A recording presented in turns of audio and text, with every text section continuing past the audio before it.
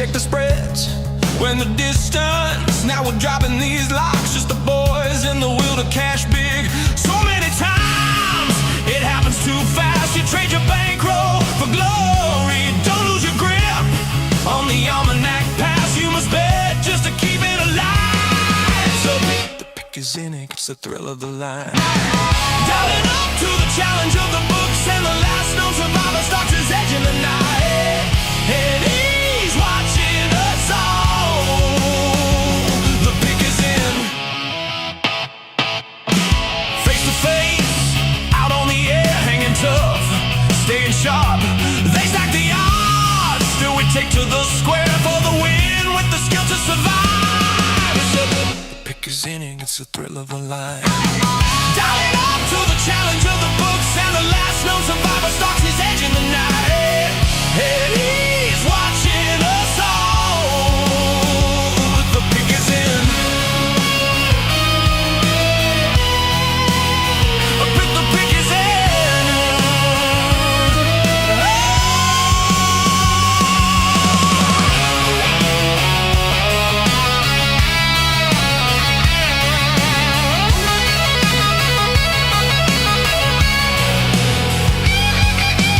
Rising up, straight to the top, had the guts, got the units. When the distance, no, we're not gonna stop. Just the boys and the will to survive. It's pick is in, pick is in, pick is in, pick is in. The pick is in, it's the thrill of the line. Rising up to the challenge of our rival, and the fix might be in, but we're calling it right. Heywood's almanac, Jonah, Snoop in the fight. Is the fix in? Is it all predetermined? Back to the future, future's looking certain. Tune in weekly for the picks and the laughs. Sports betting expert dropping knowledge on the path. The pick is in.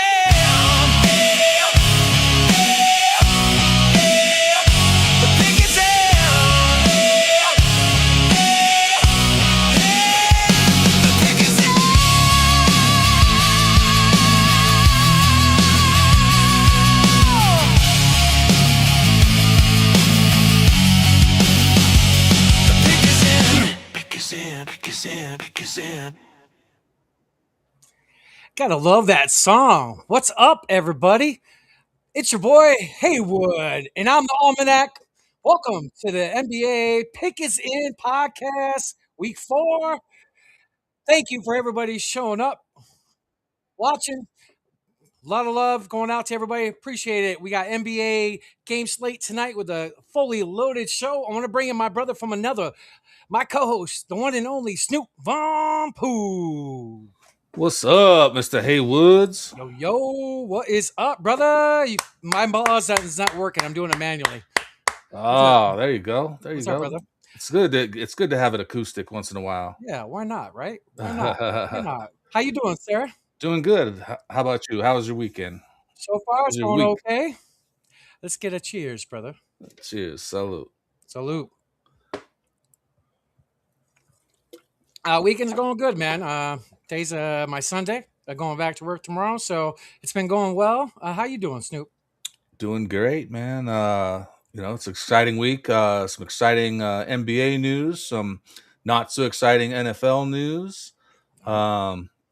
Got some sick hats in the mail this week. Boom. Ooh. So I'm all right. Yeah. I see you shaking your head off stage, sir. But dude, before we get down into the mix, let's talk about a little place called Substack. Everybody go to phoneboothpodcast.substack.com. You got about 11 different podcasts to check out. It's free to subscribe. And if you want to pay to subscribe, there's tons of bonus content from all these podcasts. You get access to, like I said, about 11 different podcasts, not just the Pick Is In or the Here's the Thing, but you get them all. So check them out. Like I said, tons of content on there. For $5 a month, man, you get just like about 2 episodes of each show a week. So, I mean, it's really amazing. I mean, Netflix is about, quadruple that price or something like that. Mm-hmm. But also give us a follow and sub on the old YouTubes at the Pick Is In podcast on YouTube. We're going to start streaming live to the YouTube page as soon as we hit the criterias. But go ahead, give us a sub, hit that like button, share it with your friends, tell your mama about it, and yeah, do it. Awesome. Go show us some love, people.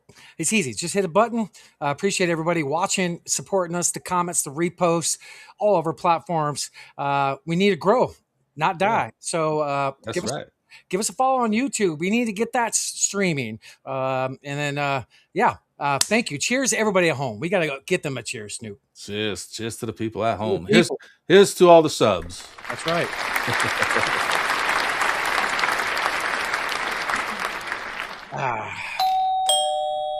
Who is it? What's that? Who's at the door?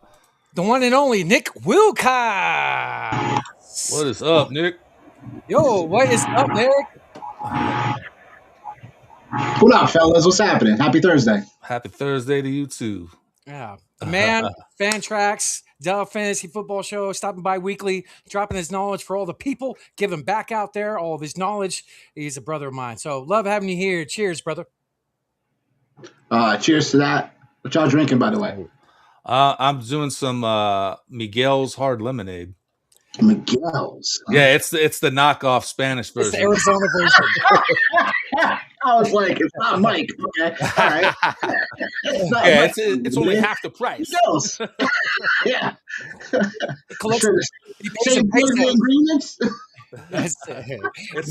The tariffs are out of control, though. Yeah. Yeah, I bet they are. What you drink on, Nick? I got a little Coors Light. Ginger ale vodka. There you go. Ooh. Ginger ale vodka. I could dig it. Mm. So what's up, brother? How's life today? How's life in general? And how Life's good. Anytime you're above ground, breathing air, I think is a good day. There's on my timeline, there's someone I know that had gone through a lot of struggle in his life, and just to open it up, his worst day on the outside is better than his best day on the inside, meaning jail. So just want to say that because it's definitely true. Yeah. We think we have the worst possible day or whatever, but we have our freedoms, we have our liberties and whatnot in America, and for all the stuff that's happening, we have to still enjoy life to even here in America. So Nick, with all the crazy stuff going on in life, non-sports, you're always really positive, and I freaking absolutely love that about you. Like, you post daily on your other platforms, just stuff people need to hear, and you got a great heart, and we need more of that in this world, brother. So I'll give you a salute for that. All right. Yeah.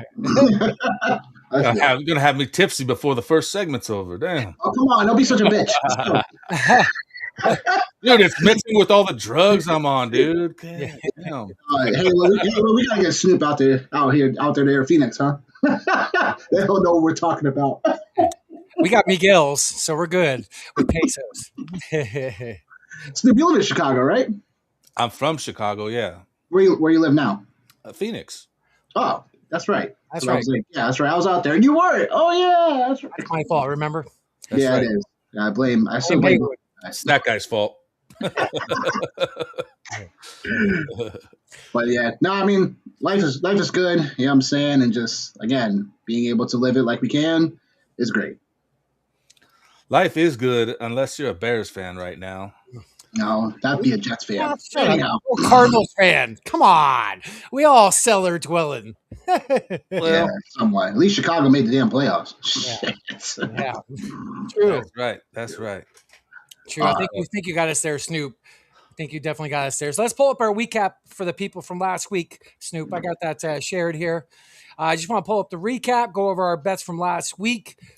Just basically in a nutshell, I've been taking it easy because I got a lot of hooks right before last week's show, a lot of hooks during the week, and it's silly season. I am definitely taking it easy, but I delivered 2 winning bets for the people out this week. So when I do my criteria for my legs, it's every leg that I bet on. So I got hooked on winning a third. So we won some money, small money, 3-2 bands.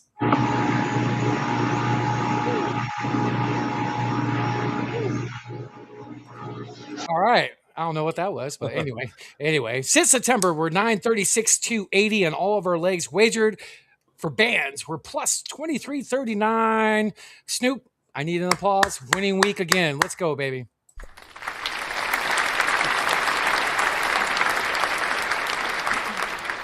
He's the only guy I know that asks for an applause. That's right. Let me get that pat on the back. That's right.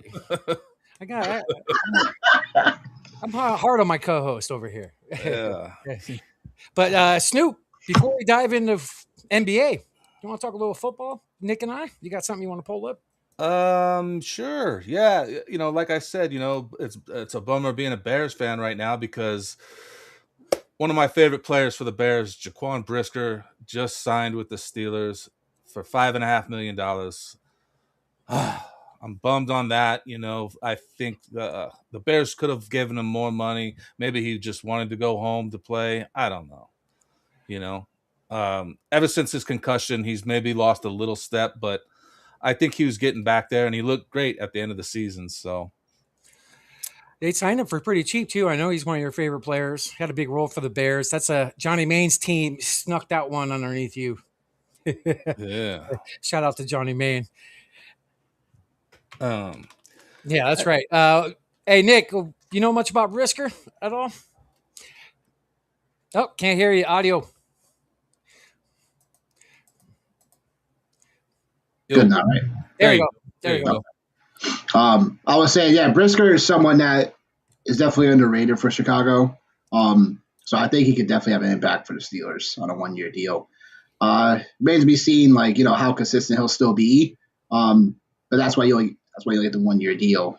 But if you were smart, believe more in the talent for him, it should have given him a multi-year deal. But being 26, that's.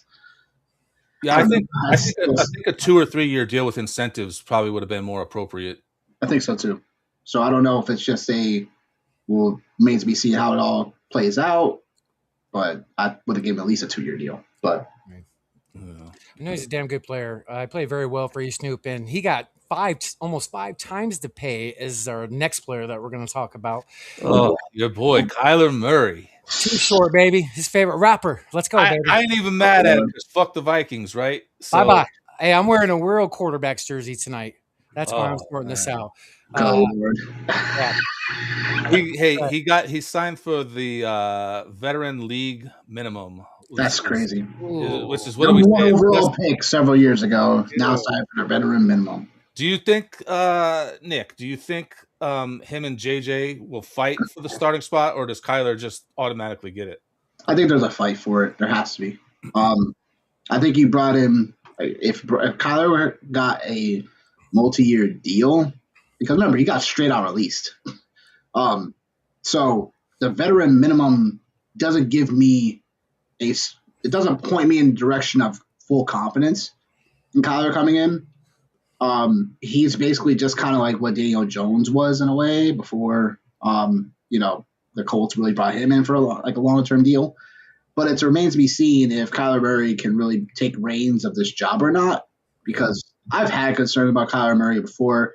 It's just more about now where how's that run game going to look, because is Aaron Jones going to officially come back to the fold? How's that going to look? How's his offensive line going to shape up for Minnesota? Because that's going to be huge for Kyler Murray. Kyler Murray, as we know, he's just a small quarterback. So normally that doesn't really get me too much off the needle. But with Kyler Murray just floundering his opportunity in Arizona between injuries and just inconsistent play, it just comes down to now he enters a system with KOC, and the offense we know is a very, very favorable one.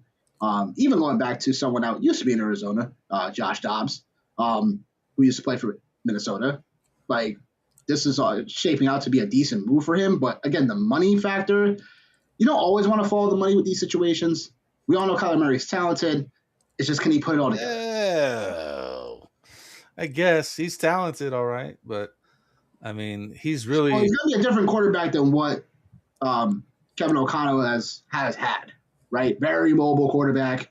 So this could be maybe a wrinkle in terms of the difference in plays upcoming, where you run more options, you run more things to the edge. So remains to be seen if you get a running back in this draft class, and you want to just curtail a more balanced attack than just constantly throwing the football. So there's a lot of different ways this thing could definitely still shape out. We don't have all the information because the offseason is not complete for Minnesota just yet. So I'll be interested to see how the rest of this shakes out because we all know there's weapons on this offense. Justin Jefferson, you know what I'm saying? Like Jordan Addison, you have TJ Hawkinson. Like, there's a lot of guys here that still be good for this offense. It just depends on how it all comes together. Yeah, we'll just see if he can put that PlayStation controller down, And I just honestly think it's the injuries for me, where it comes down to for him. He's just healthy. It's always like a 1-year deal, I think. Was it? I can't remember if we were talking about it on last week's episode or maybe we did it on the bonus episode that we did for Substack. But they couldn't even get a 7th-round pick for him. That's crazy. Yeah. So Nick, all my sources at the combine, that's all I got was the best they got offered was the 7th.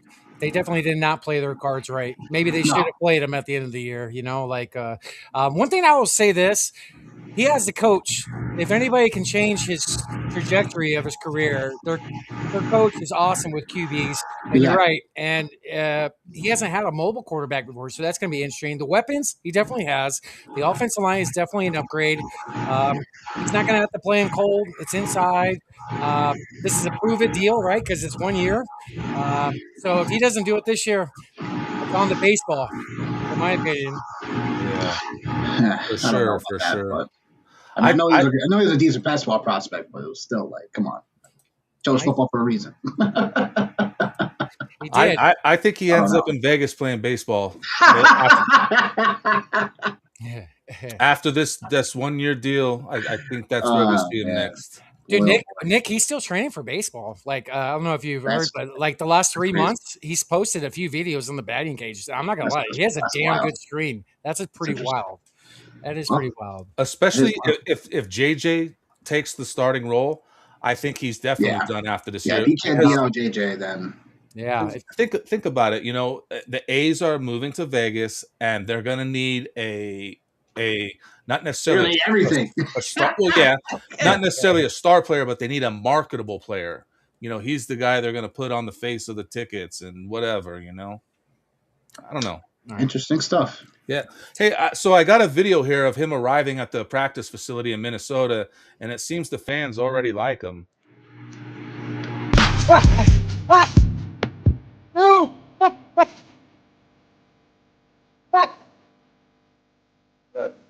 He loves the fans.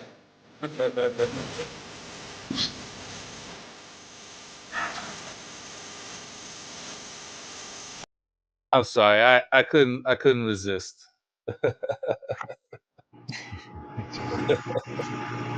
Snoop's always got to bring the comedic aspect. Love it.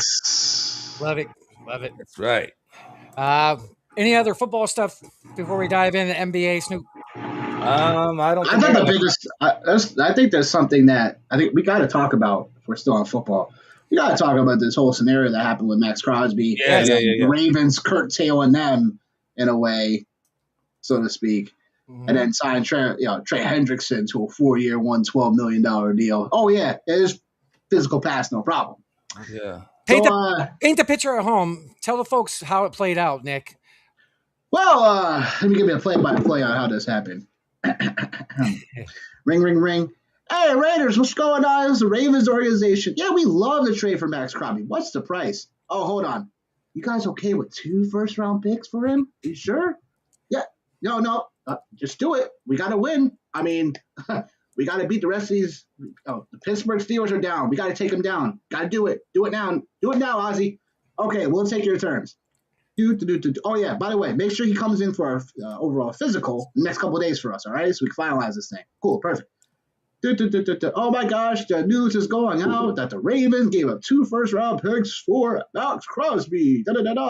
Physical pending. You know what? Okay.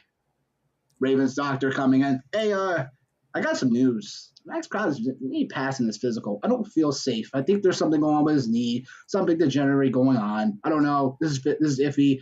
I don't know about this price tag you guys are giving him. Raiders say, listen, bad news. We're going to have to not take this deal. He didn't pass his physical. Don't tell him about the knee. Okay, we won't. Yeah. No, he just didn't pass his physical. You know, the team is very, very serious about injuries and all this type of stuff. Well, he played about 85 to 90% of his games the last 5 years. Well, we're just still not satisfied. We're going to renege. It is 2 a.m. in the morning. Hey, Trey Hendrickson's agent? Oh, yeah, it's the Ravens organization calling. Hey, we want to extend an offer to Hendrickson. What do you think about this? I know there's a couple teams vying for his position, but he looked great in black and purple, wouldn't he? Yeah, of course he would. Yeah, he definitely would. Who don't look good in black and purple? Right. I mean, there's other teams, but listen, we're ready to offer Trey Henderson a massive deal. Let us know ASAP. Yep, he'll take it. All right, cool, perfect. Yep. No, it doesn't matter if he played for, an orange team in our Division 4. We'll take him. Oh, yep, perfect. All right, we'll announce it. All right, make sure he gets his physical today. All right, bye. Shenanigans. Crazy. How could he be? How could anybody expect him to pass the physical? He literally just had meniscus surgery, and he's only been off crutches for 1 week. You really expect him to pass a physical right now? Regardless, meniscus is like something that's not something I would be so up in arms about. It was just, again, the Ravens overpaid. They knew it. And I think they reneged on the deal because of that. You got to come in. If he passes physical, flying colors, stand the third, whatever, I think they would have been all right, well, this makes sense, whatever, as long as he's this. But I get it. But 3-year difference between him and Hendrickson. Henderson is the last probably big deal he'll get pending. He's still calling this contract until he's 35. I definitely think it worked out in the Ravens' favor, but how could they not know that he was going to fail the physical? That's my point. Is he's literally he's been off of crutches for 1 week. I'm not too sure about maybe they knew. Maybe, again, it's just one of those things. Every team of doctors, whatever, it's going to be a little different around the league. So some people are going to take more of the precautionary side versus the optimistic side. So I think that's what happened here. But again, if the Ravens team felt that this was going to be something more, you're giving up, what the deal was in place for this, it's we have concerns about this, then that's what happens. But everyone gets excited about this stuff until, the physical wasn't all the way there. So, hey, that's how it is in the NFL sometimes. I'm just hoping the Bears step up to the plate and throw a real offer out there. I'm just curious how that's going to play out because Max Crosby knows that he was getting ready to get dealt.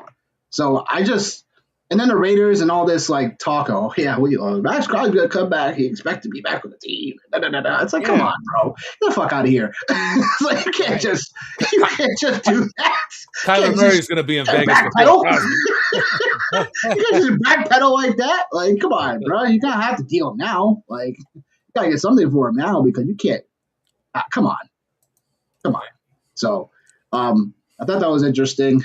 And then obviously, much of the other NFL news that happened, but yeah, it's just the NFL for you, right? Shoot. Yeah, totally crazy what happened. A lot of dominoes that didn't fall and was held up because of this, and it kind of makes you scratch your head.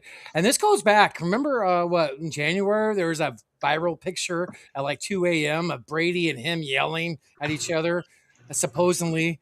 Remember at the end of the year, they benched him saying he couldn't play with his knee. And he showed the video of him playing basketball at home a couple hours later. What's really going on? I have no idea. Yeah, I don't know. I don't know, bro. Snoop, our brother John, Ravens fan, was fucking excited as hell, and now he's so pissed about it. He got Hendrickson. I'm about to say he got Hendrickson, Hendrickson's gonna be fresh. So yeah. I wouldn't be so whatever about that, but yeah, the Ravens are going to be. They get to keep their first round picks too, so yeah, keep their first round picks. Yeah, and didn't they make the offer before they declined the trade to Trey? Possibly, Like they knew in house they're not going to do it. They haven't called the Raiders yet, and I heard they called Trey saying this is what's happening. We're going to offer you this. Like they worked out a deal before they rescinded the deal. Ooh, I don't know. I don't know about that. You don't know? Okay. I have no idea. Right. The timeline speaks to that they didn't, but I wouldn't be shocked if that happened. Because again, the offers for Henderson they were like his offers, according to some of the sources I saw, were anywhere from like he was off. They were saying his camp, all the offers were off by like at least $10 million. So that would compile with the current offer that the Ravens did give him. So because he gave him 4 years, $112 million. So it's something like maybe the Ravens were ready to offer something more bigger after the deal because they got wind of that. But I'm not sure if the offer came in the process of this physical. I think it came right after. Yeah, pretty wild what's going on. We could definitely continue this. Like, I'll do this maybe for another show. But Nick, we got to talk about free agency frenzy with fantasy relevance. But this is an NBA show, so it sure is. That's our bread and butter is football. That's our background. So we had to talk a little bit of football right there. Snoop, I had you have anything else football wise before we move forward? Go Bears. That's it. Oh, okay. All right. Of course. I want to pull up the records as we move into today. We got coming tonight. We have a fully loaded slate tonight. What's that darn background noise again? I can't hear. All right. So start off with the West. OKC still sitting in first. 9-1 in their last 10. Spurs have been on hot. Rockets, Lakers, Nuggets, T-Wolves, and our Suns sitting in the 7th seed. Is that just me, or do you guys hear it? It's something in Nick's background. I'm not sure what it is, but yeah, there's definitely some audio interference coming through. All right. Well, it's a little better right now. So that's because I muted him. All right, we're in the 7th slot, so 38 and 27, still sitting there, and then we'll go up to the Eastern Conference, where your Heat sitting at 37 and 29. One more win, and we got the over on their win total. Pistons still sitting at the top. Boston's climbing 7-3 in their last 10. Magic's been rolling. Heat 8-2 in their last 10. Just like last week, Snoop. Anything can happen for your Heat to move up. They're looking good. Nick, what's going on with the audio, man? What in the world? Yeah, it's I don't know. I don't hear what you guys are hearing. What are you hearing? Sounds like a lawnmower or something. Yeah, there's like tons of background noise. Is your make sure your audio output is on the headphones. Appreciate you, Nick. Here, I can look into it. But go on, Haywood. Talk some more. Miami's looking hot right now, like you said, 8-2. I think they're surprising a lot of people in the East. Yeah, especially with some of the big news with Bam, which we'll get to in 1 second. But I want to go up to the playoff picture. We'll pull this up and see how the seedings look in the Eastern and Western Conference going into today. Right now, we're still on the play-in on the far left. Right now, we'd match up against the Clippers, and they're playing hot right now. That's a team that's been playing a lot better as of late. But yeah, this is our bracket. This is what we're sitting at. Realistically, I think we can move up, but health is always a concern. That's been our biggest issue this year. Anything in the brackets that you see that sticks out for you, Snoop? I mean, the Warriors maybe are a little low. I don't know. What am I looking for? I think you got to match up with the Knicks right now. Yeah. That's your team. That's not gonna stay that way. I think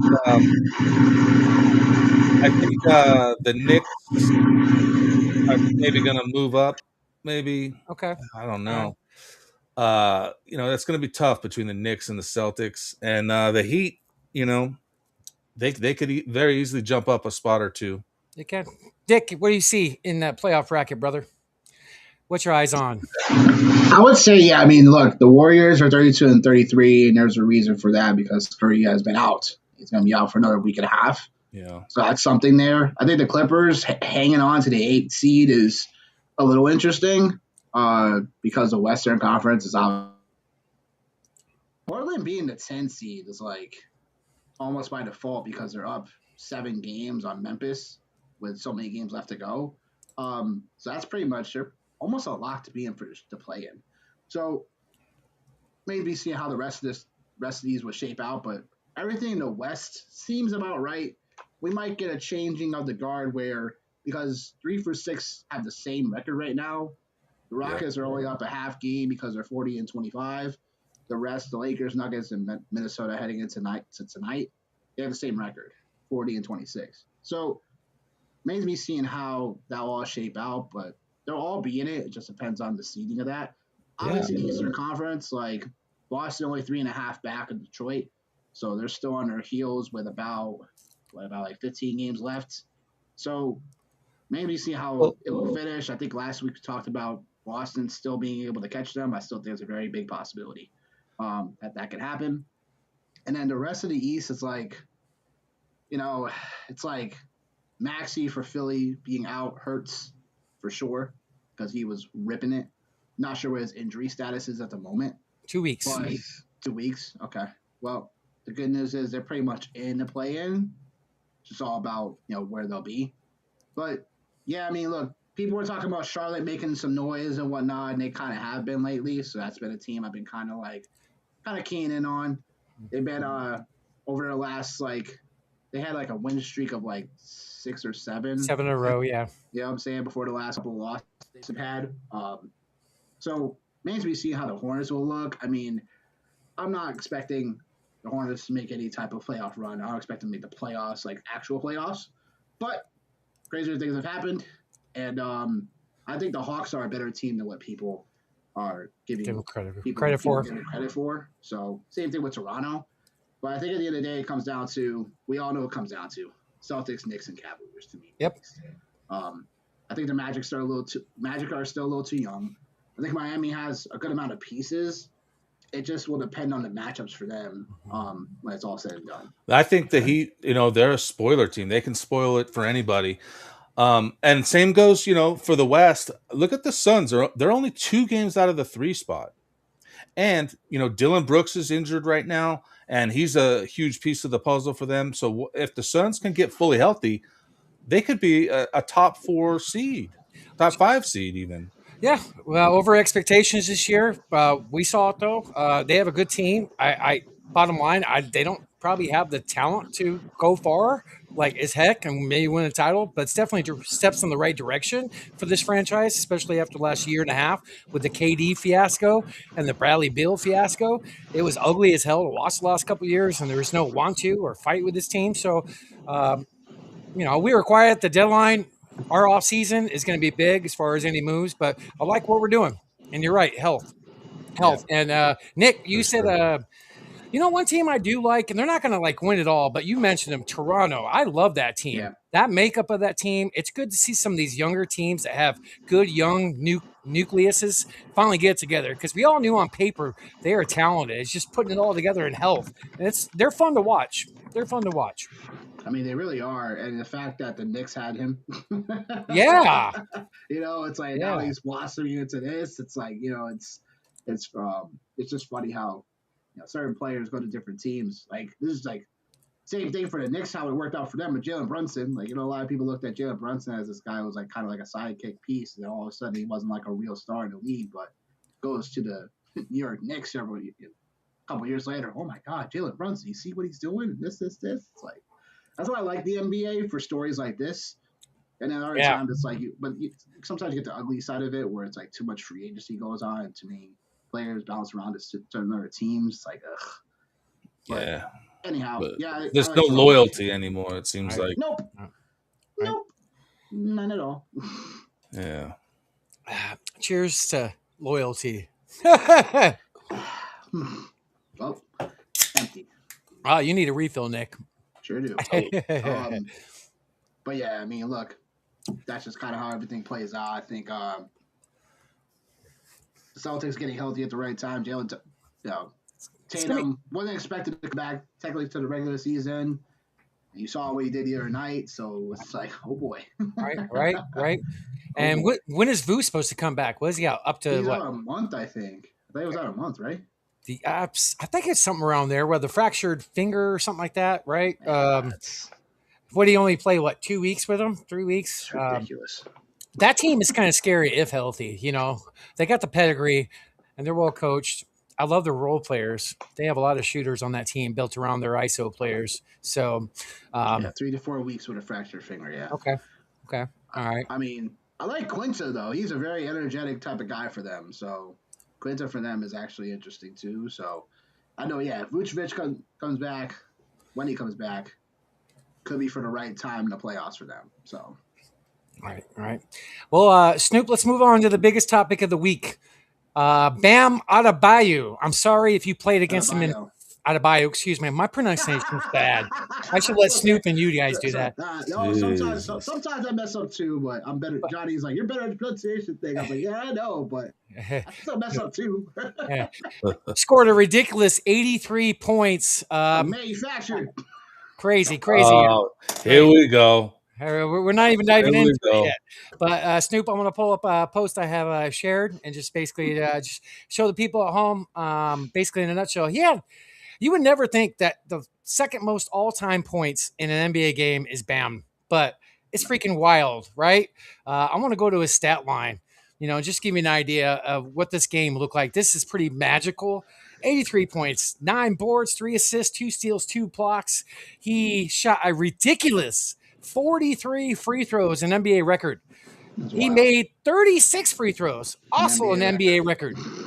Okay. 20 of 43 from field goals, 7 of 22 from threes. This doubles his career high, by the way, which is crazy, ridiculous.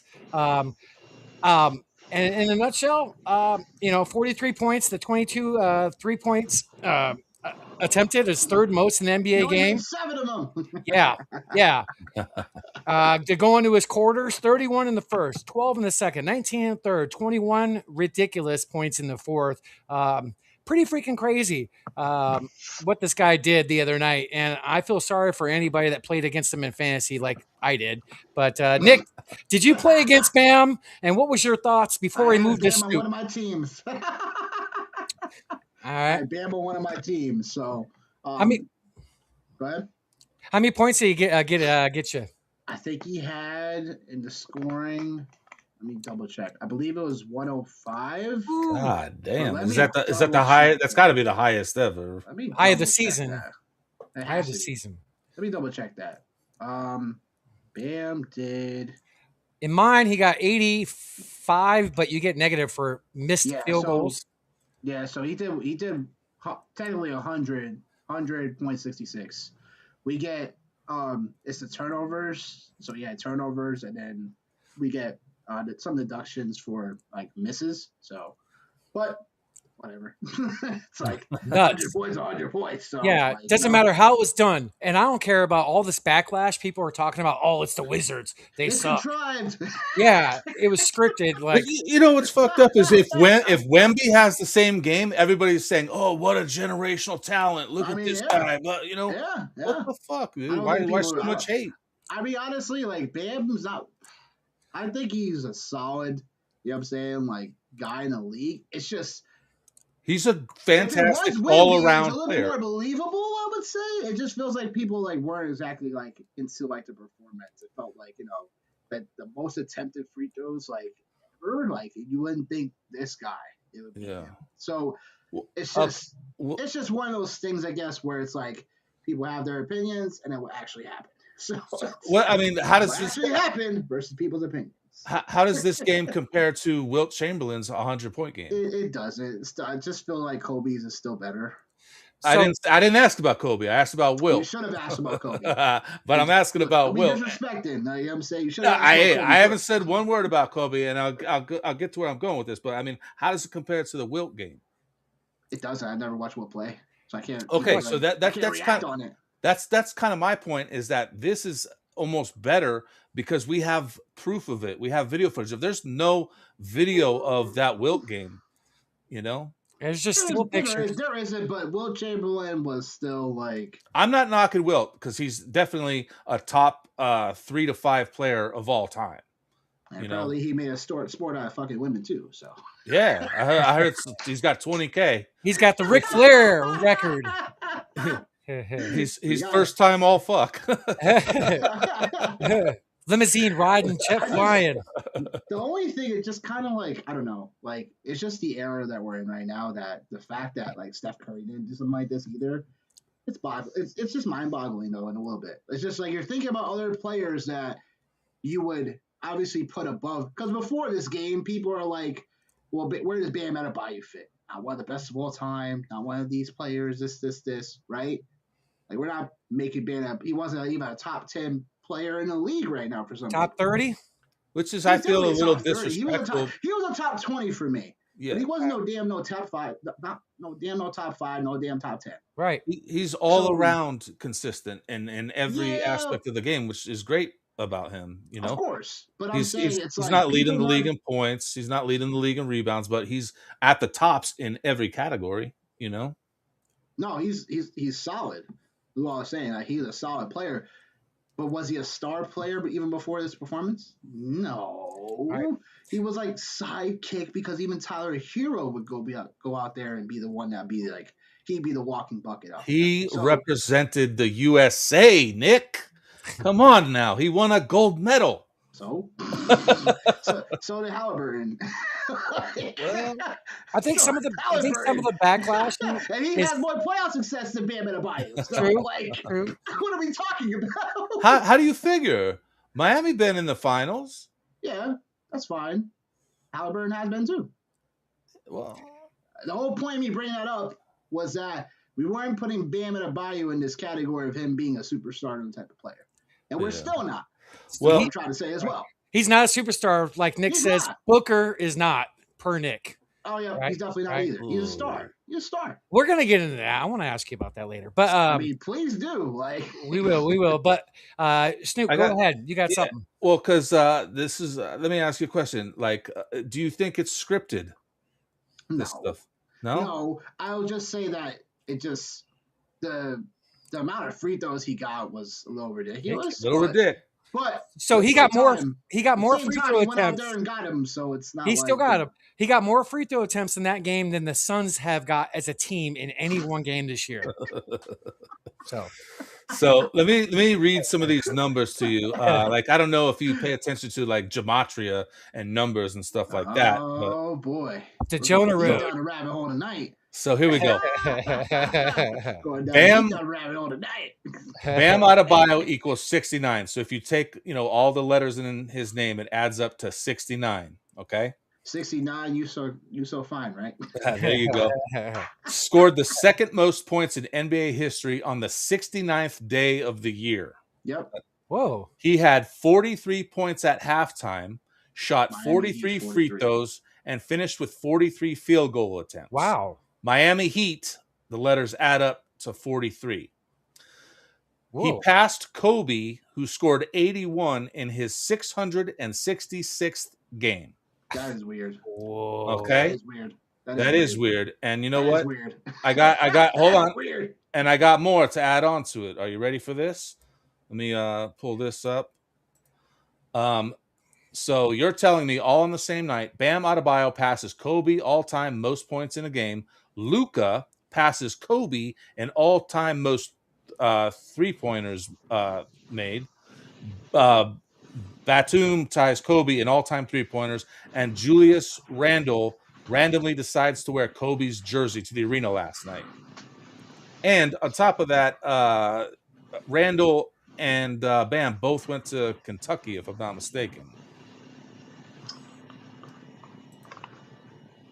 I don't remember where Bam went to school, actually. I don't either. I don't remember him being like anything like crazy in college. So if he did go to Kentucky, that's something that went over my Kentucky. head. He went to Kentucky.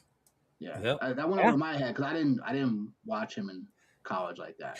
That's crazy. The gematria you brought. Oh, because Kentucky was on those weird runs where they would just go in the first round and get bounced. Right. That's what was going on with them. That's why. But what was I say? I mean, That is a little sick. You know what I'm saying? That is a little sick. But Nicholas Batum they were talking about, right?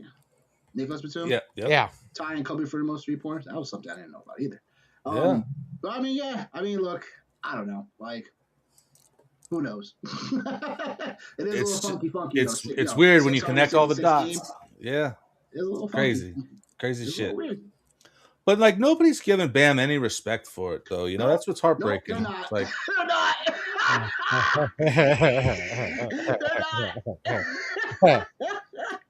They're not. Because I'll be honest, because it's like, it's just again like, it's just one of those things, I guess. Because again, if it was like, it would be more believable if it was if Steph would have done this, or like even if Anthony Edwards would have done this. Like, I don't know. It's just one of those things. People don't expect Bam Adebayo to do something like this. yeah. Because even for me, I was like, damn, he has 43 points at half. Yeah. I was like, my eyes are bugging, right? Like, there has to be some type of technicality, right? Like, wait a minute, 43 points at the half. It was wild. Like, what? Let me read this to you guys. Fun fact: guys used to have integrity in the NBA. They used to treat the game with respect. Yep, Stat padding was shameful. Larry Bird in a game in 1985 had 30 points, 12 rebounds, 10 assists, and 9 steals in only 3 quarters. Wow. He was 1 steal away from recording the second quadruple double in NBA history. He chose to not play in the fourth because it was a blowout. The media asked him if he regretted it, and he said, "What for? I already did enough to damage them." Stat padding is an embarrassment. Anyone who supports it makes our beautiful game a joke. I guess I'm neutral in that one.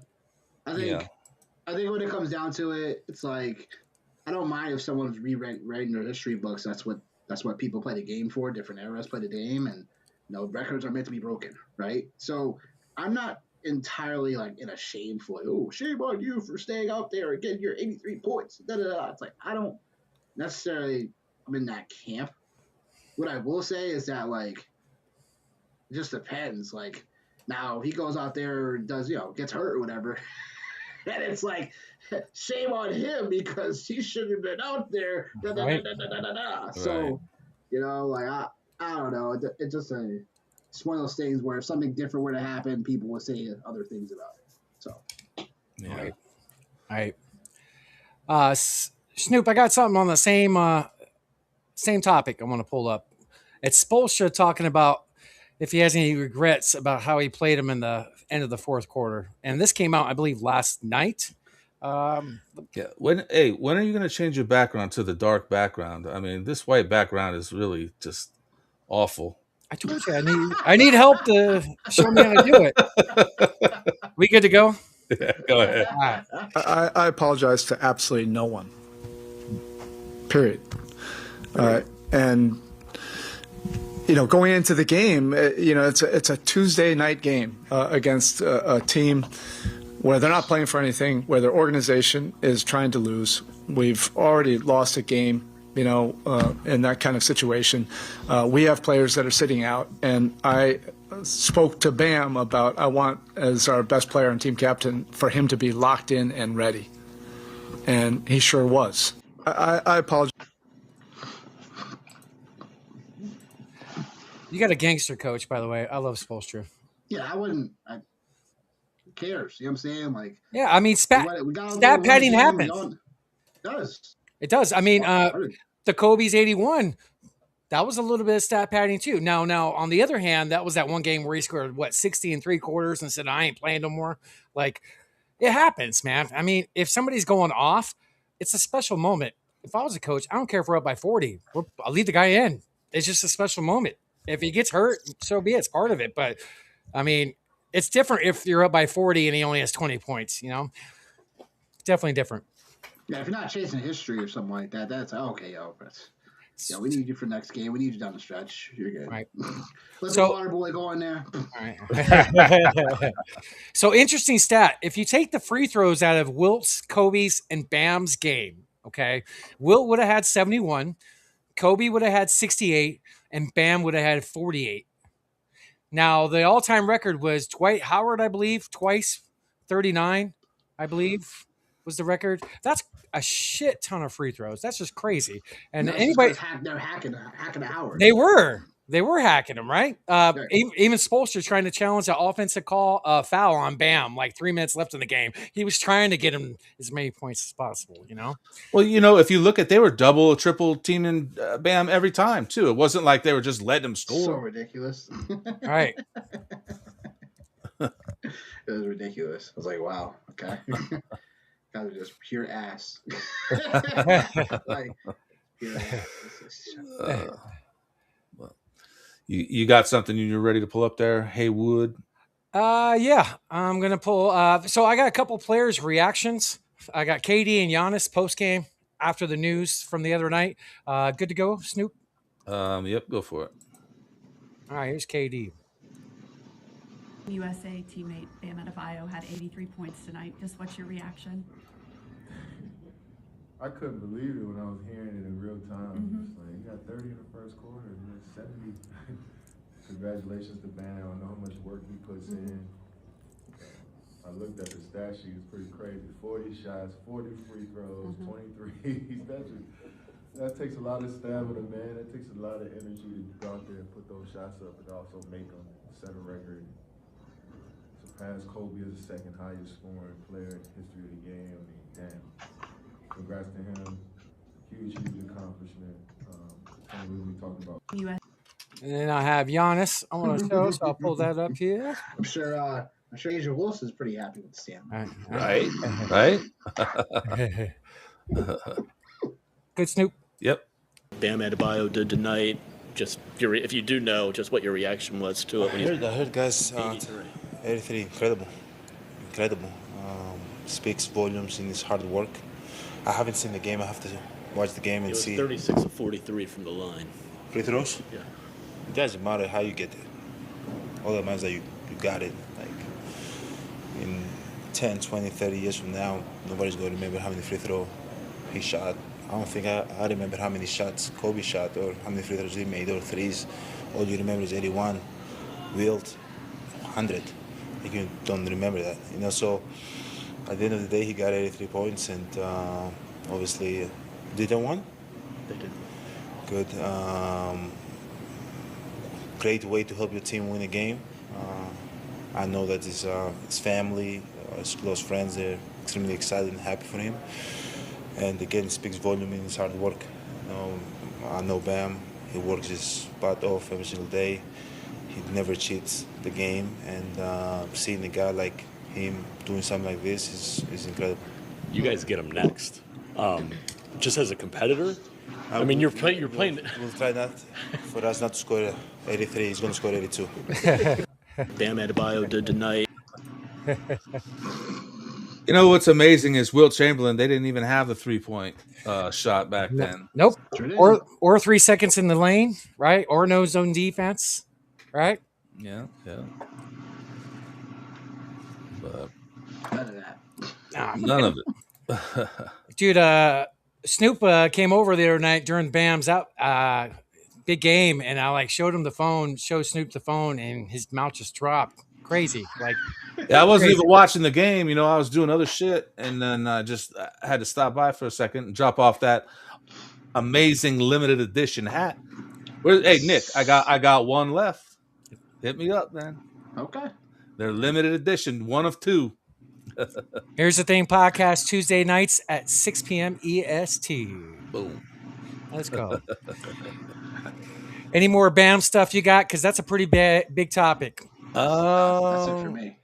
That's it for Yeah, me, I too. don't think I got any more Bam stuff. Just more people talking shit. JJ Redick talking shit. More people just talking shit.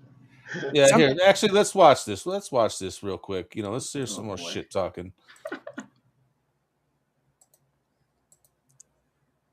I don't know who expected Adebayo maybe to score 83, not me. I'm kind of salty that he bested Kobe. It's one of my favorite players for sure. 34 free throws. 44. Yeah. Shot 44. Shot 44 free throws. It's a lot of free throws. So 82 is not bad. I don't know. And I saw only made 6 threes, but 40 free throws or something like that. But yeah, I don't really care. Tells the story right there. And the Washington Wizards. But I'm gonna just say this, man. Joel did it efficiently, and he did it in 3 quarters. And Bam has 77, and I was like, huh? And then I watched the last 3 minutes, and that was a different type of basketball. Did you see Bam at 83 tonight? And does that give you any inspiration to go for some of the bigger scoring numbers in league history?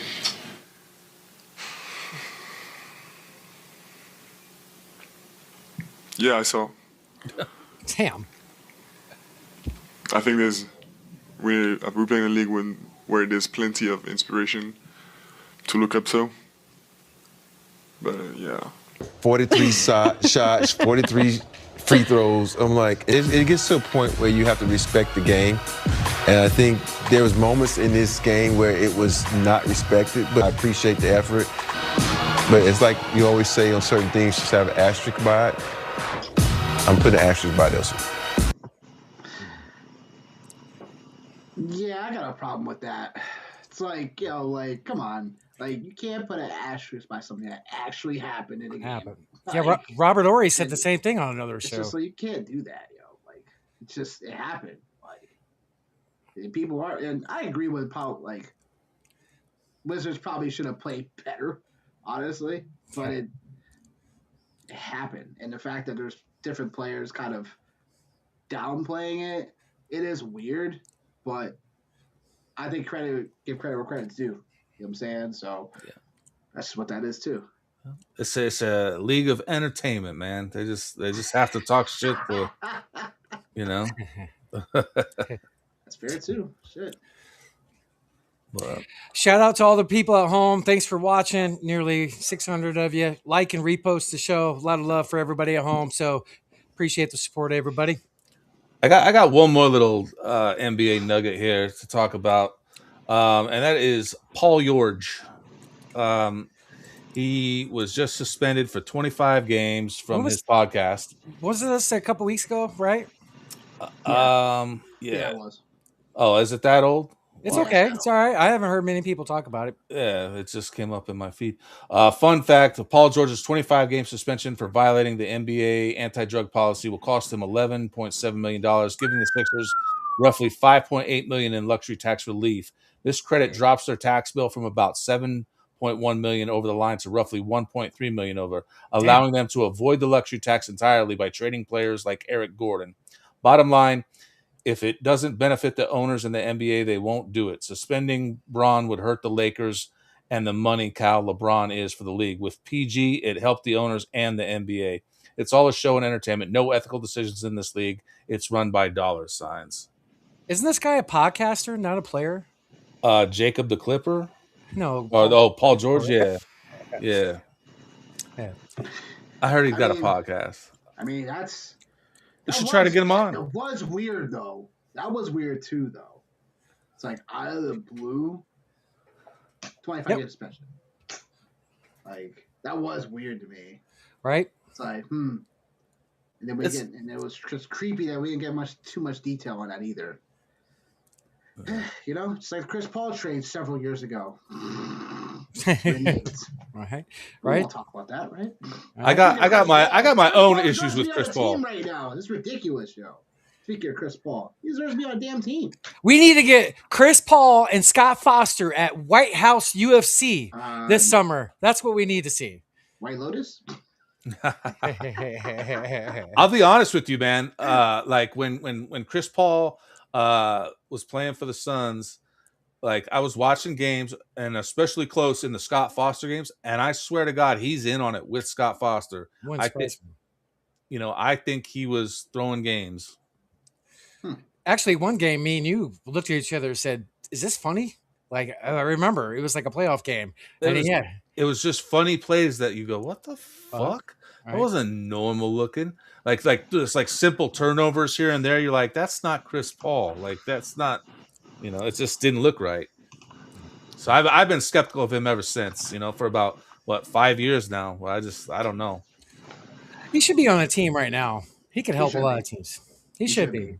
Totally should. It's crazy that he's not. It's kind of wild. He's not. It is. It is. Well, Snoop, Nick, any other news you want to discuss before we roll into Nick's article? I don't think I have anything. Oh wait, I got one more little fucking nugget, little basketball. This is good positive shit. It's Miami Heat. Of course. So, as you guys may or may not know, the Miami Heat, when they came into the league, their very first NBA draft pick was the legend Ronnie Cycli. And we just got some footage of him today in Ibiza. Check this boy out. This is what he's doing nowadays.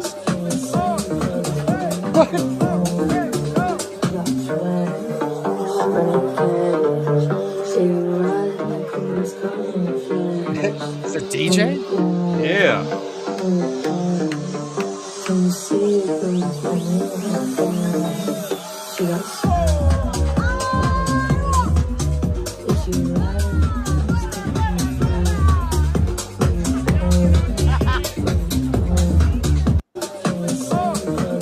So my question to you guys is there anything worse than a 55-year-old man in a fucking club, dude? I mean, like, come on. His younger days, you know? Trying to keep his libido up. Hey, more power to him, you know. I would go see Ronnie Cycli at a club probably, but it sounds like a DJ name. I feel weird, and I'm only in my 40s, and I'd be like, man. Allegedly. This fucking club, this ain't the place for me no more. Yeah, there's certain you hit a certain age, you're like, you know, like I'm only in my mid-30s right now, you know, so I could be everywhere still, but yeah, like there's certain age milestones. So you're like, I shouldn't be here. Hey, before we get to Nick's stuff, did you want to mention the Dillon Brooks stuff? We could. I mean, we could talk about it. We got Carter coming on pretty soon too at 6:15, so we got a little bit of time. And Nick, I want to respect your time. How long do we got you? We can continue. Go. All right. I got the Dillon Brooks arrest video right here. If you you got it? up. Okay. Oh boy. So yeah, this was last Monday here in Scottsdale, not too far from us, about 20 miles from me. This is the live footage. Yeah, got the body cam. The body cam. Dillon Brooks. So go ahead, Snoop. Failed to maintain your lane to 6 different times, yeah. Right. And then it's, to be honest with you, it smells like a dispensary in your car. So when was the last time you smoked marijuana? Never. 6 months. So no marijuana in 6 months. Do you have marijuana in the car? Is that why it smells that way? No marijuana. All right. You're going to be placed under arrest tonight for the suspicion of driving under the influence. What's wrong with your hand? I had surgery on it. Where? Where on your hand? Because I'm about to handcuff your wrist. My knuckle. All right. Do I need to be handcuffed? Yeah, you're under arrest. 1013, 10-9. What did I blow? You blew zeros, which I anticipated. Literally in a car with you, watching you drive, and you're doing the exact same thing that I'm doing, which everybody does, because everybody's either doing something in their car. That's crazy. What the heck? It is crazy because him for suspicion. Mm-hmm. He was not charged with anything. Zero? He was released. No charges. No charges. Crazy, that's wild, yo. That's wild. Yeah.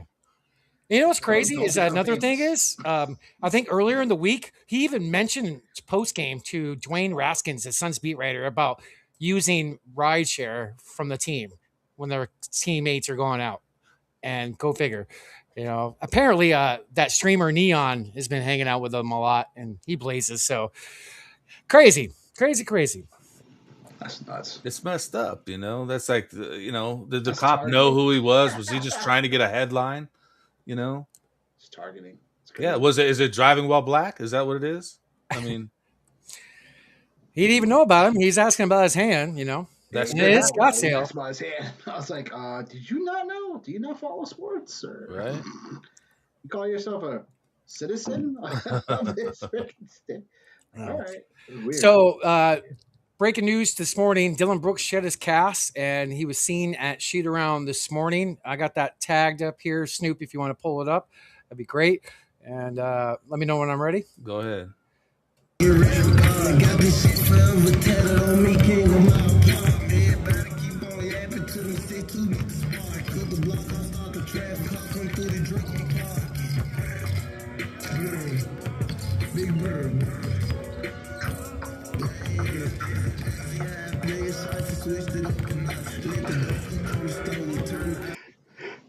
So Cass is off, hopefully sooner than later. He's a big piece for this team, especially mentally when it comes to being the dog out there and leading by example.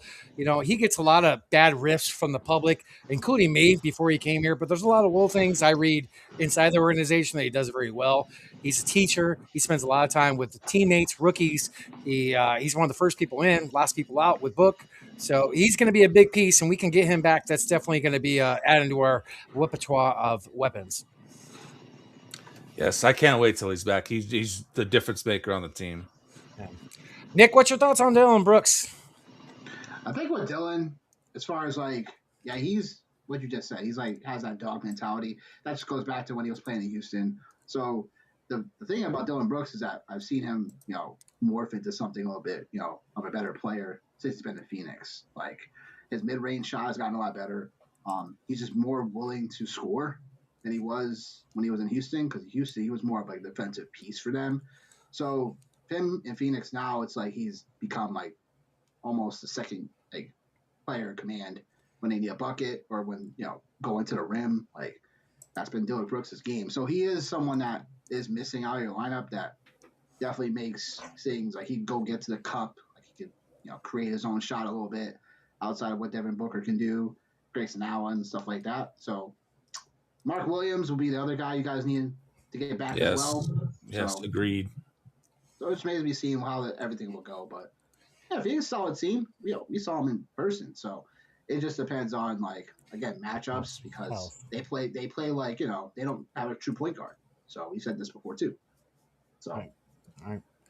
So Gillespie's definitely surprised some heads this year. He's Collins played pretty damn well. He's still a tweener to me. He is. Him be pure point guard to me. So. You're right. I still think we're missing a pure floor general, just somebody that can distribute, set up the offense, lead a little bit. I definitely agree. But hopefully sooner than later we get Brooks back. He's an important piece for this team. And Snoop, you have anything to add on that, brother? I'm good. I got nothing else. Gillespie is definitely a shoo-in for most improved player, so I hope he gets it. Definitely. And I got something I would want to just share real quick, Snoop, something with the records. Just real fast, folks. The Suns have officially surpassed their win total from a season ago with still 18 games left. Exactly where I'm going, Nick. Thank you, Nick. So I made it October 24th. I put 3 futures out there. Nuggets, NBA champion at 7-1. Heat over 36.5 wins. They're at 36. And Suns over 31.5 wins. They got that. So my futures are looking good. I even said in the video they'll have more wins than last year, and they did. So let's go, Suns. Let's go. Yeah. Yes. And thank you, Nick. I know you saw value in those. I know you reposted and said there's some good value with these. And so one of my strengths is futures. So let's go. So I think that's all. See what you got for NFL futures soon. Ooh, I've been. We'll see. I can't wait. Futures are excellent. So it's about that time of the show. As you all know, Nick Wilcox does articles over at the Fantrax. Show me the money! That's right. Great articles over there. So all you fantasy basketball heads out there trying to win a championship like this guy is. I'm in my semifinals. I am going tooth and nail back and forth with my opponent. Nick's in 3 leagues. Lean on him for advice. I got his article pulled up here, which I'll share right now, Snoop. Nick, platform's yours if you want to talk about this week's Deep League Fantasy Basketball waiver wires and try to help people bring that championship home, brother. Oh, yeah, totally. So diving into this week's article, there are a few names that if you were able to get on your waivers made more sense than others. Those players, in my eyes, were Oso Ogadoro. There we go. Oh, you pronounced it good. Wow. For the Suns. So he was someone that I've liked from Marquette. Seen him play specifically because I'm from Connecticut, go Huskies.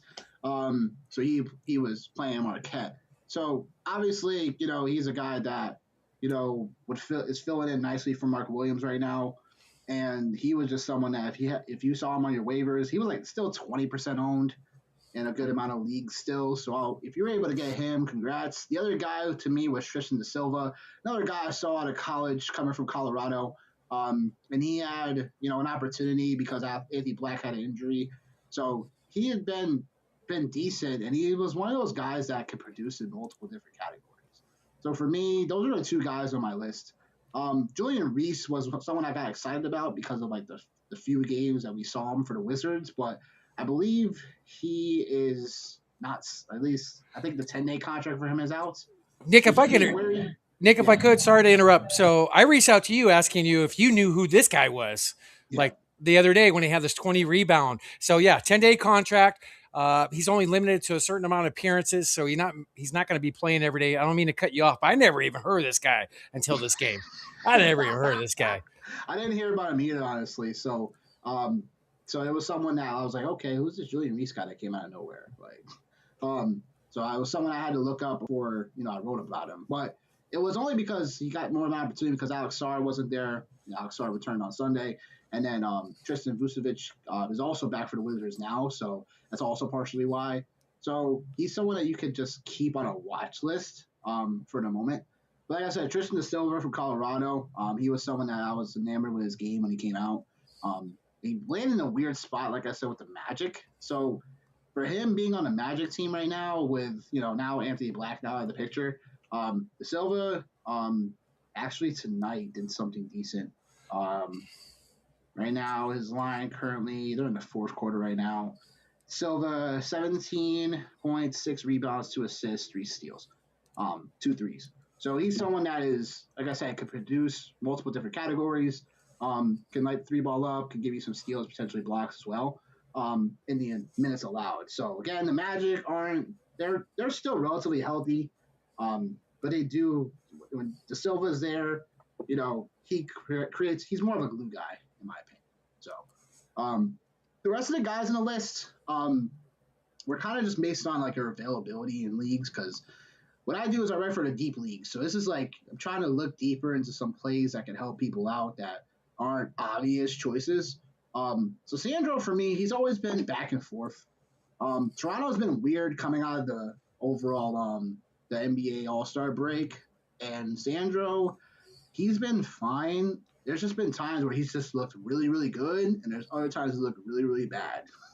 So it's just one of those things where he's more like a monitor player at the current state, because Jakob Poeltl is now back, where he missed at least 20-something games early on in the season.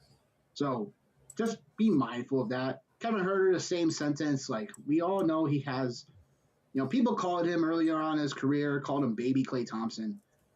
He's someone that, he's now with Detroit, where it's like, now it's even more, the pecking order there is just even weirder. But with Asar Thompson missing some time, he's someone I was just monitoring for the moment.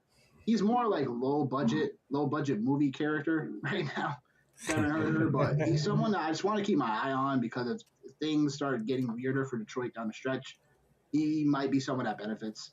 And then Ousmane Deng for the Bucks, he's someone that I just love the skill set. He provides stocks, which is hard to find in category leagues for people that play them, but also for points as well. He's someone that I think if he gets more of an opportunity after the Bucks start really resting people down the stretch, then he's someone that would totally benefit for everybody. So he's one of those wild card players that you got to keep your eye on. Similar to when I brought up about Taylor Hendricks last week for Memphis. They're both in the same category. Awesome. I love it, brother. I love it. Our Suns player also, so he just got dropped in my league, but we play in a points league, and he's got 14, 11, 16, and 17 in his last 4 games. In that type of scoring, is that still somebody that you're eyeing, especially with next week? I believe they have 4 games. I'm sorry, who has 4 games?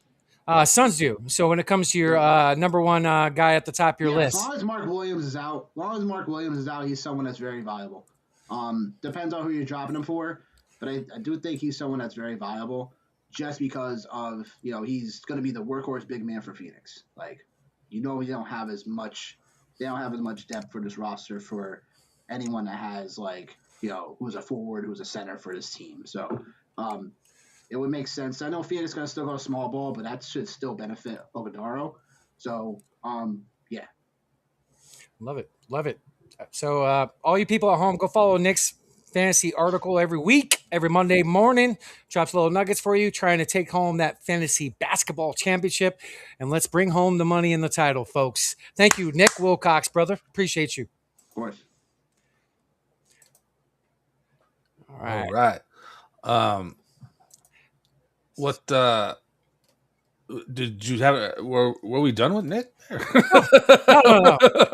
He's gonna stay for the whole show. So I was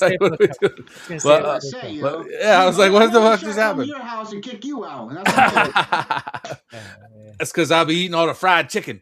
I'm out. But fried chicken. Fried chicken. Who doesn't like fried chicken? Let's be honest. Oh. I'm allergic. I want to bring on our next guest. Our next guest to the podcast after missing last week, my brother. I love him dearly. The great Carter from Odds Are Podcast. What did I walk into, man? I'll tell you. We're just having some supper. Come on, we need applause for him too. Let's go. It's good.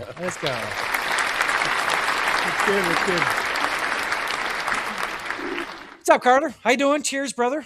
Cheers, bro. How are you, man? Doing well. Nice shirt. What's that? Nice shirt. Oh, thanks. Dead Kennedys? Yeah, it's you got to know, man. Is that a Dead Kennedy shirt for real? It really is. Holiday in Cambodia. Yeah, that's cool. That's what I say, brother. Deep cuts. You know what I mean? Keep them guessing. Yeah. Now they're not guessing, right? You just gave it away. So proud father moment last week. That's why you had to miss. Families first. Glad you're back here with us. In a nutshell, I just basically want to tell folks at home what you're seeing the last 2 weeks. We got NBA silly season. Minutes are different. Things have been a lot different for us. Really good live bettors, especially the last few weeks. That's why I had to step away as well. Carter, give us some money. Yeah, win us some money. I hit tonight. I'm sweating a little bit right now. I got to be honest with you, Nick.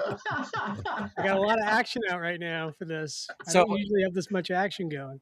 Oh, my goodness. Okay. How many lays you got laid out right now, brother? I thought you said lays. I've been laying. Hey. I'd probably say I got 7 or 8. Yeah. Ooh, okay. All right. Shoot. I'm sweating Watford for a point. I'm sweating Wolf for 3. I thought he was crying Wolf. Yeah, I'm crying Wolf. I put too much money in this dude, man. He's Wolf on like Brooklyn, the oil right? market for me. It's like, all right, it's 116. It's 78. It's 100. Like, you can't find a baseline to make money. You know what I mean? That's the NBA for you. Yep. Especially now. I love that. It's all contrived and rigged. It's crazy right now. Like, I remember this time last year, I was banging my head against the wall. I'm just remembering to be a little more judicious with how much money I spent. You know what I mean? Money management is what I tell people. Yeah, for sure. Yeah, I hit one earlier today, which was a nice one. Thanks for sharing. I can share it. It was a pretty nice one too. It was a plus 225 before the bet. Oh, yeah, is that what this is about? Got a big thing. Got to share before. Nick's showing the love to Carter. Dude, I used to like share live bets, and then you get the, I feel like. Chef, everyone's like, it's closed, it's dead, the link doesn't work. It's like, oh yeah, that's just people. These are not my problems, brother. Those are your problems. Definitely your problems. Those are your problems. I used to get yelled at. You're not sharing the links, and it's like, especially in Discords. Then I just, oh God, no, Discords. Yeah. Oh my God. That cesspool of love and hate. You know what I mean? Yep. Can't do anything right for anybody. Carter, you messed up my money. And you messed with my money. You didn't tell me about the guy that was going to go 3 for 4 today and hit a homer. It's like, dude, Please tell me anything about baseball, because baseball, like, I only do pitcher props, honestly. Like, other than that, it's That's like smart. I You're a don't smart really. guy. Yeah, it's like Nick, I you try are to keep it smart. simple. Dude, I listen to you. You're smart. You got it. Try to keep it simple with baseball, because trying to chase a home run every day, nah. You might as well just burn your money. I can't. Literally. Right? Or just send it to me. I mean, Might as well kick myself in the nuts. I will. Yeah, I'll bet a home run here and there, but I got to have a really good feeling. I run an algorithm. I geek out. I geek out on matchups and pitch location and all that shit. And I just put too much time and effort into overthinking it. And but yeah, betting home runs it's useless, I think. Definitely adjusted your game over the years. We used to be all about pregame, and that changed a lot recently in our betting, arsenal. Tell the folks at home what you've been seeing lately, coming from one of the best in-game live bettors I've ever met. No BS. I'm always going to stroke it, Carter. I love you. Whoa, here, let's time that. Hey, don't talk about our 21. personal life, my man. You know what I'm saying? You're a man. You're a man. The wife is 21. listening. She's with an earshot. Flip it. Yeah. Whoa. Flip it. We got it. Don't worry. I got it written down. So tell the folks at home what you've been seeing lately and what you've been going through as far as the in-game live better. Yeah, I'll bump up my screen a little bit here. So this is one I hit earlier today. Again, Trey Young, I'm sure Nick has, already gone over all this. You never know what kind of minutes, anybody in the Wizards is getting. So it's really hard to bet. But I caught him at 5. He had good volume, so I put him in. So what I'm doing different than I did a couple weeks ago is I'm not even looking at the names anymore. Of course, I come in and I have an idea of like, the names I want to bet, but I'm looking at volume because it's changing so much per game to game, week to week, rotation to rotation, trip to trip. So I'm looking at who has the volume that day. Instead of, going in the first quarter, I'm usually waiting now until after the first quarter. Okay. Start of the second quarter, so I can really understand, what the subs are going to do, what kind of playing time, what kind of minutes they're going to get. And then I'm making better evaluations, I think, in the second quarter, like early second quarter, mid second quarter. Whereas before, I'd feel like I had a baseline, 7-8 minutes in, and I'd bet almost, pretty quickly. So now I'm just kind of teasing it out a little bit. And that's what's happening like with De Silva. De Silva's starting to get a lot more run. He's starting to get a lot more volume. He has 22 already today. Yesterday, I think he was up in there some as well. But that's influencing Carter because Carter's not getting as much time because the other Carter's got, there's so much happening. So I'm going, literally game to game. I still lose the money on the same guys. I still chase the wrong people, once in a while. But I'm trying to make better decisions from in-game and what I'm seeing that game and trying to forget about what happened last game while remembering some of the substitution rotation, not just by player, but by position too. Because I'm finding a lot of these guys are being changed out by position, not by player. So the sub rotation may be the same, but it's not the same players. It's the same position. So I'm trying to keep cognizant of that while I'm doing all this, which, dude, I got so much shit going on in my brain that I almost overthink. But like this one, Sar's really hard to bet. I think he's an amazing player when he gets run. It's confidence, right? But you got to watch him game to game. So I caught him for 10 today, caught Royce O'Neal for 10, Wendell for 10, De Silva for 10, and Trey for 10. It was I used a bonus on it. That means I care about it. Got it to 225. So yeah, I paid out on $75, 243. Man, those names sound just like Nick's list on his site. Was it really? Yeah. I got the end of him. Yeah. Mike, Nick. There you go, man. And those are the guys like Drake Powell, another guy that's super hard to bet, but he seemed to have volume in the beginning of the game. It's, it's a close game. I haven't paid attention for the past half an hour. Walker, your boy, Heywood. You got burned on him last night or the night before? Night before. Night before. We needed him for 15, didn't we? Or you needed him? 10. He got 8. 10. He had 8 at halftime. Didn't score another bucket. Go ahead. So, this isn't going to come in, unfortunately. On this one, this may come in. Wells, I got to get to 15. Bagley, is he going to get more run? But you can see kind of like Javon Carter. I just talked about him, right? He's good for 5 every night, dude, and he's always priced right. 5 at 150, That's negative money. 150, dude. I'm going to take that all day. That's a good single bet too, if you want to do that. That's right? And that's a bit juiced, but I understand what you guys are saying. Great for a parlay, but he's juiced as a single. Right. I like the 150 to 225 range. So if it's single, double, juiced or not, I mean, I'm just following the ticker. I'm following the real app, and I'm just kind of paying attention to kind of what I'm seeing. So I kind of liked him from last game. Okongwu, he's better for 10. He's better than 10, but hit 10. It was minus 2,000. I'm not proud of betting minus 2,000s, but I'm going to offset that with the minus 150s and the minus 450s. So we're sweating Bagley only on this one, and I don't know if he's in or not. Oh boy, oh boy, not Bagley. I know, right? Good Lord, this is like silly money. It's fun. Like, I'm not gonna say money doesn't matter, but like, how much do I got on this? $30. I hope he comes through. Who knows? He's not in yet, and he's only 10 minutes so far.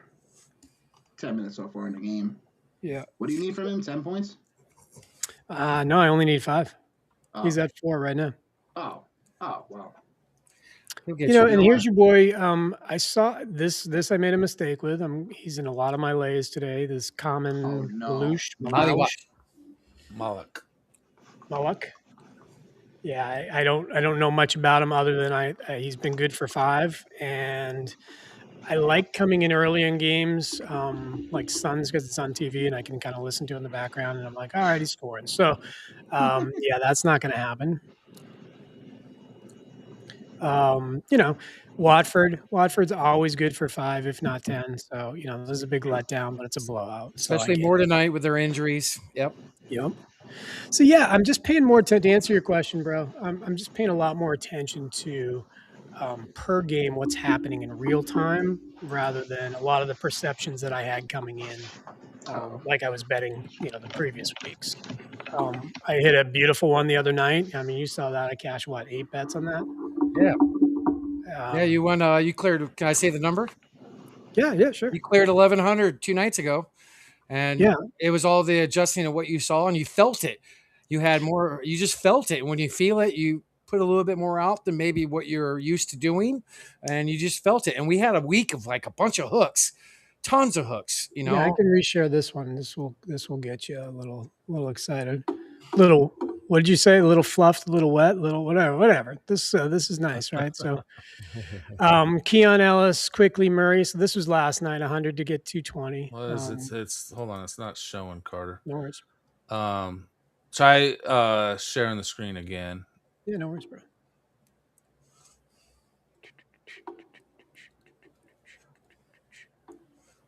There we go. Working. Sweet. So these little 3-mans, man, when I can get this to like plus 120 with a boost, I love this. I mean, I didn't sweat this one at all. So 100 to get 220. That's a great bet. Keon's been balling. He has. So, dude, he has, right? Yes. And Merrill's been balling. And Suggs I hate betting Suggs because 2 years ago he used to burn me every single time, but I'm putting him in a lot of lays.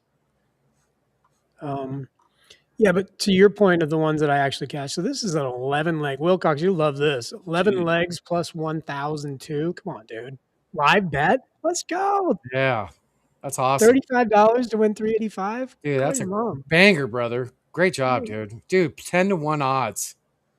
That's amazing. That's amazing. Here's another one, negative 122. This is all the same night. This is a plus 210. 50 to get 155. This was nice. Look at this one. 10 legs, same night. Ooh, plus 799. 8 to 1.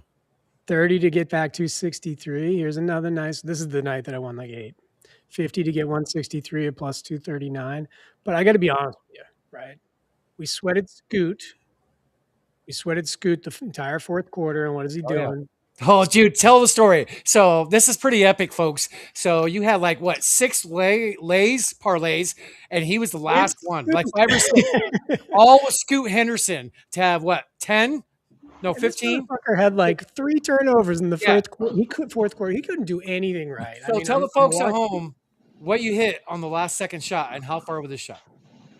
It was so. Again, I didn't even really take. When you're watching the real app, it said 42-foot snipe. Now, there's no way I'm going to look at that and glance down and go, yes, I went 42. Of course, he missed it. Right? He's 2 steps over half court, and then I look down. I'm like, holy fuck, he hit it. Yeah, he hit it, and I saw from Hayward. He's like, bang, boom. Dude, I jumped out of my chair. I was watching it live. That 42-footer won you 6 bets on the last shot of the game. That's crazy, yo. Yeah, that was $1,100. So I can't take really credit. I mean, yeah, it was a good identification of Scoot, and Scoot was going in and going out. They were playing the whole foul game, right? Because they were down by 4 at that point, but he kept coming out and coming in and coming out and coming in. So they're like going for the rebound because the free throws and like bring him off the bench, then come back in, then put the big man in for the 3. And I'm just like watching this yo-yo shit going, you gotta be kidding me. And so the wife is looking at me like, are you really sweating the real app when we're supposed to be watching TV? It's the new season of Scrubs. Come on. Yeah, I forgot we were watching like Night Agent or something, right? I'm watching Night Agent, and I'm like, I like this show, right? And I'm doing one of these. Sweat, bro. Come on. Dude, and me and Carter were going back and forth, so pissed at Scoot because we tried to manifest stuff through like messages, and like we gave up literally, and he checked in with like 8 seconds left, right? And I then, hadn't talked to him because there's like 16 messages from Heywood, and he's just like, yeah, we all know how Heywood can get. And I'm like that guy going, thanks, Nick. He's an over texter. I was like, holy shit! So I paused Night Agent. I'm like, holy shit, we hit it. 1100. Pause Night Agent. Sorry, honey. She looks over and she goes, cool. Like, can we put it back what on? are you doing?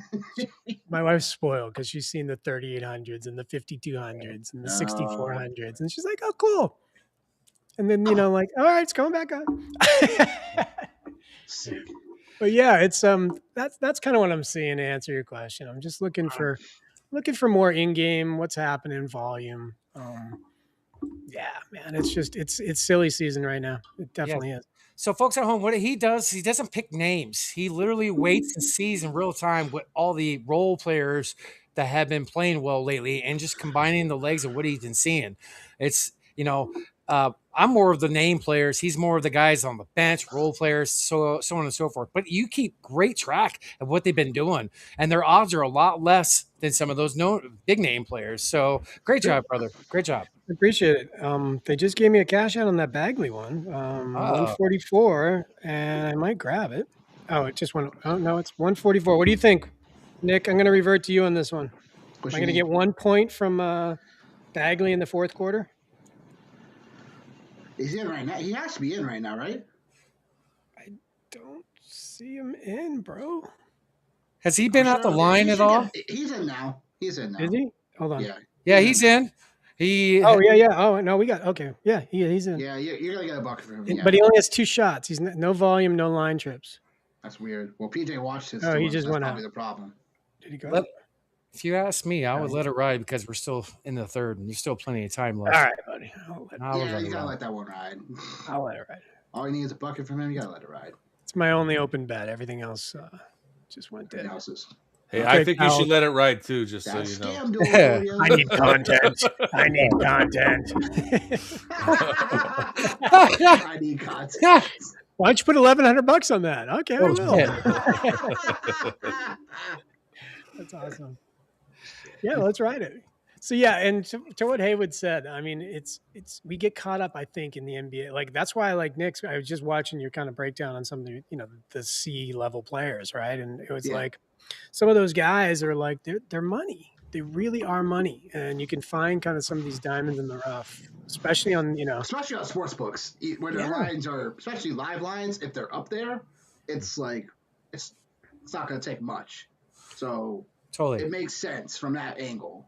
Absolutely, because if you know can catch him slipping, you really can. Like, I mean, even I think Heywood, the last couple of times we've been on, where like you said, there was like a 6 or 7 second delay to when FanDuel recovered from the API from Real, And I'm like, well, if I get a 6-second delay, and it's not, trust me. I mean, it was that time, of course, but as a guy that works in APIs and understands some of the lag and delays and, latency and all that shit, sometimes you can catch them slipping. But you got to be quick. And that's why people call me like, people are like, you got 4 phones and you got 2 monitors. And I'm like, dude, I'm fucking day trading. Like, I'm not betting basketball. I'm day fucking trading.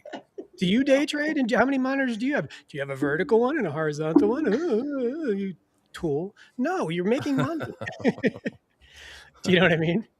Call the number, bro. It's like, call the number. What's nothing wrong with having a multiple phones, multiple monitors. I'm just telling you. Some people that just don't. So if you're gonna go to war, be prepared.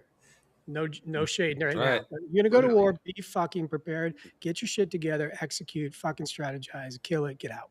You hear that, Heywood? Get another monitor.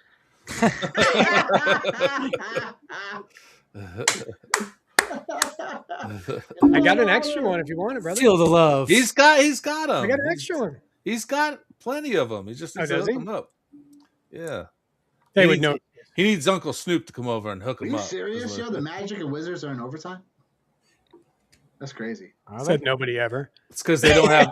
That's because the Magic don't have Bam.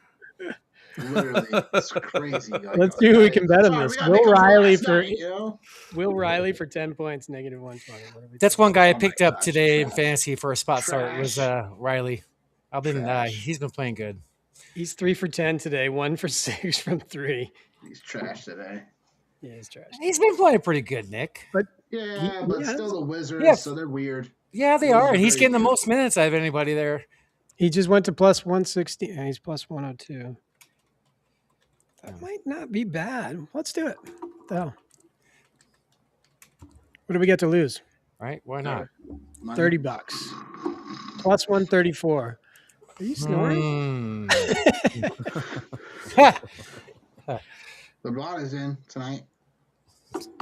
So, Nick, if I could ask you a question, I know you do your betting on the Fantasy Football Show.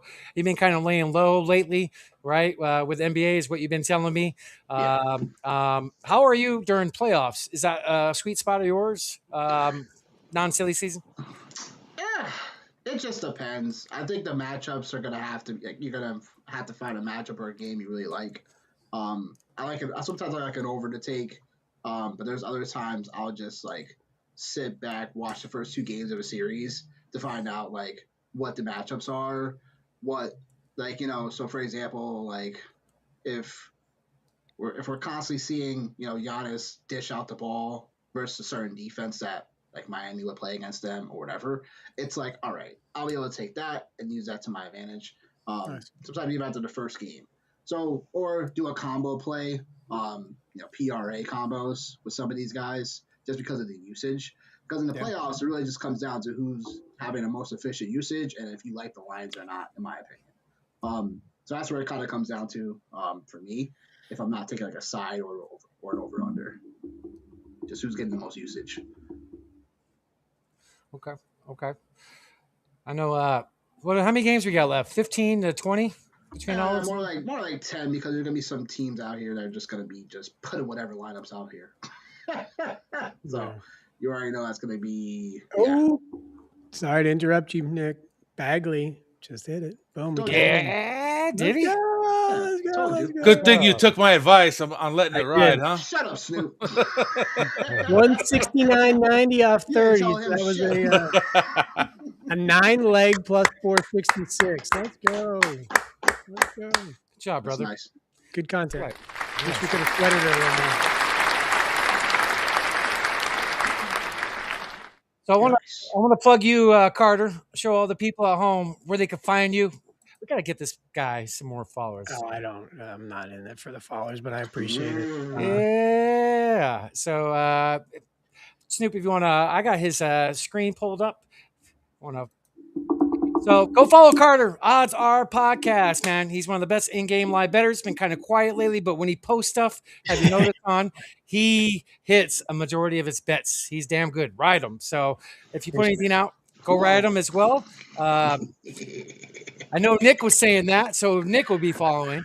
Stroke me, ride me, whatever you need to do. Fluff me, I'll be nice to here. have a follow Okay. back, but it'd be nice to have a follow back, but it's all right. All right. So Nick, tell the people at home where they can find your work, and I got your YouTube pulled up, brother. Yeah, the Fantasy Football Show on YouTube, DA Fantasy Football Show on YouTube, Facebook, TikTok, all our social media platforms. We out there. Follow me at Nick_Wilcox25 on X. Like football, basketball, whatever rants, sometimes motivation. Wherever you see me at, you'll find me. So awesome. When you and Johnny you got some work coming out on your show? Yeah, Sunday. So either this Sunday, I think it's this Sunday. We'll have either this Sunday or next Sunday. We'll be back on air talking football, whether it be draft, free agency upcoming.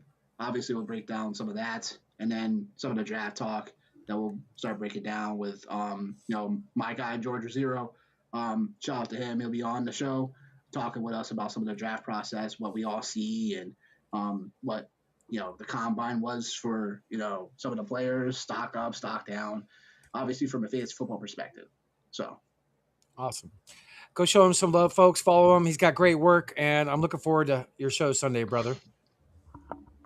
That's right. And Johnny Main, the Fantasy Football Homeboys, the tag team champions of the world. Oh, you gotta do that. Yeah, come on. That was poor. Whatever. You guys always give me. You gotta do it again.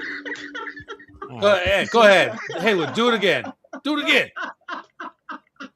Give him one more. Do it respectful this time. Come on. The tag team champions of the world. Thank you. Johnny Main, Nick Wilcox. There you go.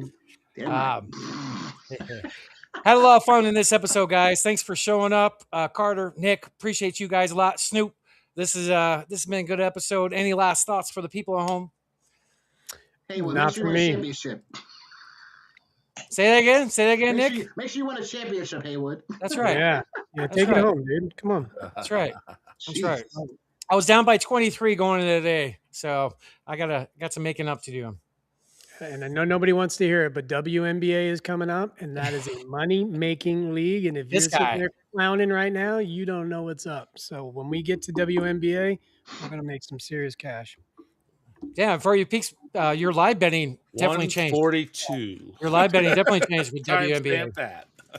Yeah, that's what changed my whole career. Right, it turned me into a live bettor. And trust me, there's only, nothing against the skill level, but there's only like 15 to 20 ladies that really can ball that, you can rely on to bet for points and rebounds. And it's a lot more predictable cycle, a lot more predictable, bench rotations, ball dominance, the whole thing. So it's a lot more predictable, which is what I like about it. Yeah, totally crazy. I never knew you bet on WNBA, and then out of nowhere, you just started sending me all these bets, and you're cleaning house. I'm like, what the fuck? I'm going to be honest with you. I was in a Discord, and some dude was all about the WNBA, and I was watching him hit, and I'm like, oh, is this guy like one of those dudes that just is posting, And then I started kind of following the feeds, and I'm like, dude, I see what he's seeing, I got it, and then I just kind of took it over as a live bet. He was a pregame bettor, I took it over as live betting, and he kind of opened the door for me. But yeah, it's real, it's real. Awesome, Snoop. We'll see, man. I'm going to ride Carter on the WNBA this season. We'll see what happens. We'll do some live betting, man. Trust me, we will definitely hit. We will definitely hit. I got to get used to some of the rookies. I got to do my research, but yeah, man. And I appreciate you guys having me, guys. It's always fun to jump in. So you just be nice to my Sophie Cunningham, and we'll be fine. Yeah, she's overrated. I mean, someone's going to say it? Maybe in every single category. She's not a free agent. I think I don't know. I don't follow. You don't follow, but you follow her. I follow her Instagram, not her. I'm sure you follow her everywhere. That makes sense. That makes sense. Shoot. Nick does not write articles for WNBA, so no. But might start. It's a possible open. Well, I think, is she still a free agent, or is she still in Indiana? Because I thought she was a free agent. I'm not sure. I thought she got traded. Didn't she get traded? Well, let's look. Yeah, she was in Phoenix and she went to Indiana. So I'm not sure. I know she was with Indiana. Yeah, she's a restricted free agent. Yeah. Uh, Yeah. There's certain people, man. There's certain people that just stand out in that league, and I think that Hayward, if you do want to do any kind of WNBA stuff in April or May, I'd be down to do some live stuff and just kind of. I'm a lot more open with what I know there because it's like so many more people can eat off of WNBA once you understand what's happening there. That's real. Well, one last cheers, everybody. Thank you, everybody, for watching. Every Cheers, Thursday night, the Pick Is In podcast, Cheers, guys. 8 p.m. EST. Much love, everybody. Peace. Cheers. Appreciate you. Thank you. It's love. Good to see you guys. Nick, Carter, thank you. Snoop, check us out next week. Go give these guys a follow. All of my family over here. Got a lot of love for you. Have a good night, everybody. Peace. Good night, everybody.